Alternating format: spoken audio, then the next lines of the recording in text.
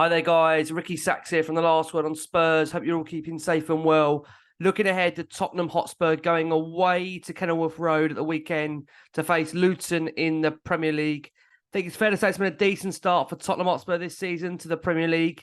So far, unbeaten as we head for the 12:30 kickoff away to Luton.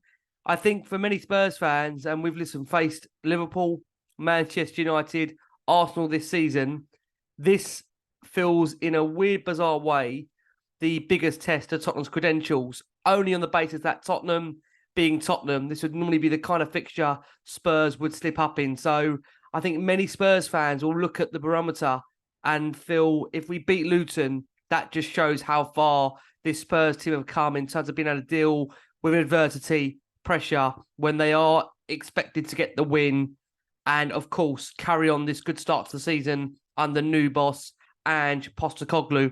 What can I tell you about Spurs' start to the season? It's been impressive. It's been free flowing. There's been an attractive brand of football that's been played on the eye. And ultimately, overall, there's such a confidence around Tottenham at the moment that I feel the players are really feeling there's something special happening. And bearing in mind the club have employed in the past Jose Mourinho, Antonio Conte, two serial winners, and Postecoglou, who himself is a winner and obviously comes from a side at Celtic that had been winning over the course of the 2.5 years. Obviously, of course, he was at the football club. It just feels like something special happening at Tottenham at the moment. And ultimately, we want that run to continue. Luton themselves will present an approach where Spurs will have to break them down. I feel when you watch Tottenham this season, what suited Spurs a lot is, of course, that high line and playing teams that essentially will come on to them. So I'll be interested to see how Luton personally set up for this one.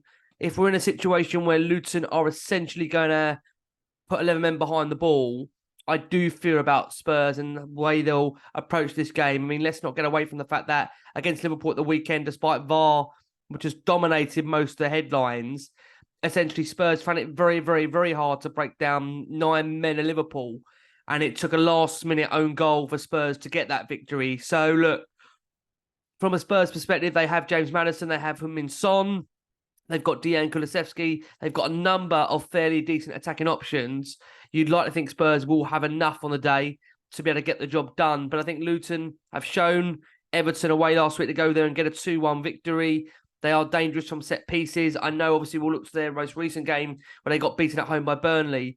But despite that, in my opinion, this will not be an easy game. I expect Luton to come to frustrate, potentially play for a point despite being at home, but they will exert their pressure on Tottenham when they can. I feel the crowd, those Luton fans, can have a massive, massive impact on the game.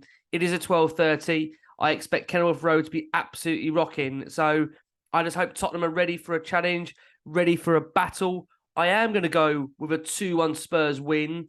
I know, like I say, it's going to be a tough game up there. I'm not expecting an easy game. It will be, like I say, that almost test of how far this Spurs team have come. But we shall see. Going to go over 2-1 Spurs win. If you're interested in listening to Last One on Spurs, we are there after every single post-match game, Premier League, Carabao Cup, which we was in, of course. You know the rest of that. And, of course, the FA Cup still to come. Follow us on social media.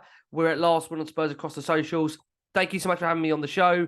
And I will say, as always, from my end, come on, you Spurs.